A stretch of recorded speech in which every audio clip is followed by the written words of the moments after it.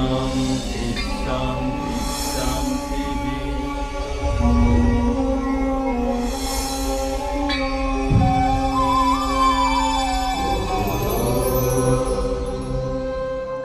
भाइयों बहनों, सबको राधा स्वामी जय गुरुदेव मेरी तरफ से। आज माता जी मैं यही जानने आया हूँ। मुझे भी पुरानी वाली आदत पड़ गई है। अम्मा, मैं यही जानना चाहता हूँ कि दादा गुरु का जो अंतिम समय था ना, उसके बारे में आप बताएं हम सबको। दादा गुरु का अंतिम समय था। दादा गुरु जिस समय काफ़ी तबीयत ख़राब थी तो उनके पेट में, मतलब पहले दवा ववा तो इतनी थी नहीं, तो पेट फूल गया था। तो उनको किसी ने कुछ बताया, किसी ने कुछ बताया, किसी ने कहा कि रोटी तेल कच्ची रोटी सेक कर और उसे पेट पर रखो, सब कुछ किया। तो हमारे जो है ना दादा गुरु के दूसरे नंबर के लड़के बोले कि पिताजी स्वामी जी इस मौज को पलट दो।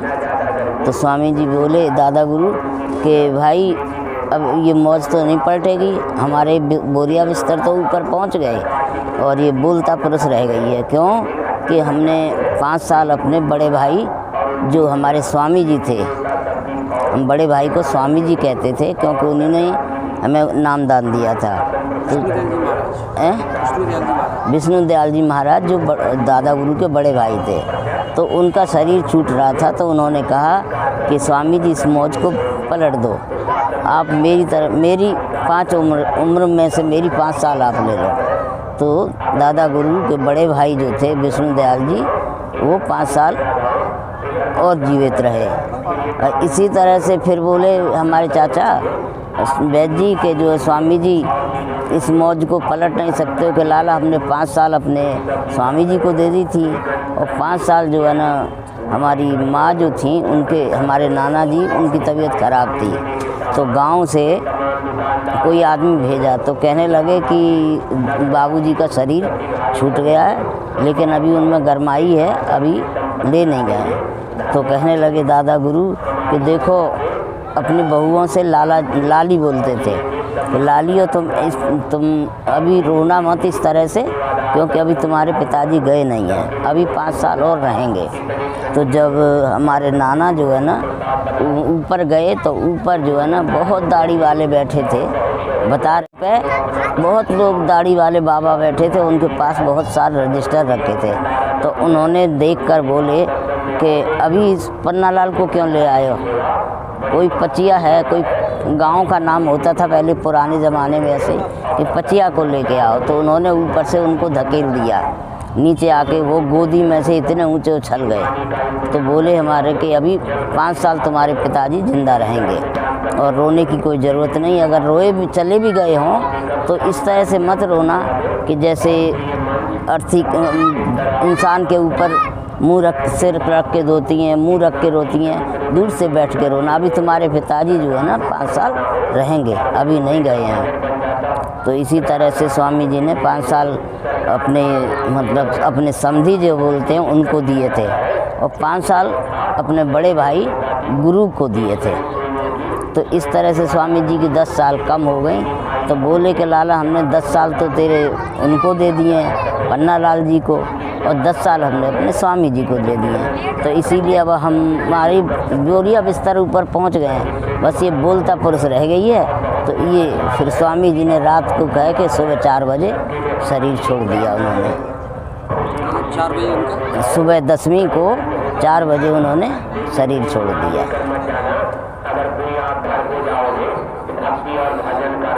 दादा गुरु गाय की सेवा करते थे।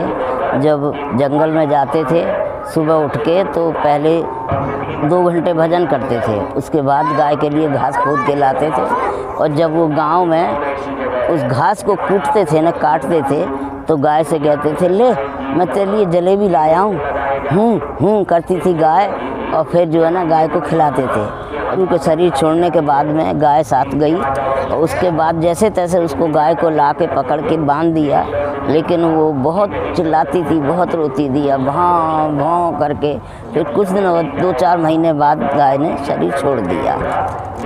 अच्छा, एक बात और, अम्मा तुम मुझे बता रही थी ना कि जब दादा गुरु सोते थे। हाँ, जब दादा गुरु सोते थे ना, बाहर गर्मियों में, तो गाय जो है ना उनके ऊपर मुंह रख के सोती थी, मुंह रख लेती थी। और जब जैसे कोई घर में गली में कोई चोर या कोई निकलता है तो उनको पकड़ के चादर खींचती थी उनकी, तो वो कहते अरे तू चुप हो जा, मुझे पता है, तू चुप हो जा, मुझे मालूम है सब। एक बात और मैं प्रेमी सत्संगियों आपसे कहना चाहूँगा, आपके मन में एक बहुत सारे लोगों के सवाल आ रहा होगा कि अरे ये तो इनसे बात करवा रहे हैं, तो इनका मैं परिचय मैंने आपको दे दिया है। तो आपको मैं ये भी बता दूं कि जैसे जो मेरी बड़ी अम्मा थी जिनके बारे में आपने पहले वीडियो देखी हैं, ये छोटी अम्मा हैं और ये दिल्ली रहती हैं, दिल्ली में रहती हैं। तो इनका भंडारे पे चक्कर लग जाता है यहाँ आने के लिए, जब मैं कभी चला जाता हूँ तो जब भी बात हो पाती है। लेकिन दादी को पता था कि ये ज़्यादा वो भी मतलब जितना वो जानती थी उतना ही ये जानती है, लेकिन मैं इनसे बहुत कम बात हो पाती है। तो आज मेरा मौका लगा था कि मैं आपकी इनसे बात करा दूं। तो मैं ये भी आपको बता देना चाह रहा हूं कि ये ऐसा नहीं है कि ये दादा गुरु के समय नहीं थी। तो मैं इस चीज़ पे इन्हीं से प्रकाश डालता हूं कि ये दादा गुरु के समय पे कितने साल की थी, क्या था। तो जब दादा गुरु गए थे तो मैं 2 साल की थी, 2.5 साल की। और अम्मा कितने साल की? और ये 8 साल की थी, मेरी बड़ी बहन। तो अच्छा एक बात और, बहुत सारे ना अम्मा ये लोग बोलते हैं कि दादा गुरु का शरीर कौन सी सन में गया था? दादा गुरु का शरीर छूटा था 1948 में, और ये अगहन का महीना 10वीं को। अच्छा, और चिरौली गाँव स्वामी जी महाराज कौन सी सन में आए थे? स्वामी जी महाराज आए थे सन 45 में। सन 1945। 1945 में स्वामी जी महाराज जय गुरुदेव बाबा चिरौली में आए थे। तो शायद आपको इस वाली वीडियो में कुछ तो जानने को मिलेगा, और मैं दादी की अभी 1-2 वीडियो और बनाऊंगा थोड़ा सा डिस्कस करके, जो शायद आपको और बहुत सारी चीज़ें क्लियर कर दे। तो इस वीडियो को तो मैं भी यहीं अंत करता हूं। और आपसे एक बात और मैं कहना चाहता हूं, मैं क्षमा प्रार्थी हूं कि पीछे सत्संग हो रहा है, तो सत्संग की भी आवाज़ आपको पीछे सुनाई दे रही होगी। तो शायद पता नहीं दादी की और मेरी वॉइस, लाइट भी आ गई, तो दादी की और मेरी वॉइस पता नहीं आपको साफ़ आ रही हो या नहीं आ रही हो, लेकिन आप सुनोगे तो अच्छा लगेगा। कोशिश करना ऐसी आवाज़ में। और इसी के साथ मैं आप सब लोगों को राधा स्वामी और जय गुरुदेव बोलना चाहूँगा। आप सभी को राधा स्वामी और जय गुरुदेव। राधा स्वामी जय गुरुदेव।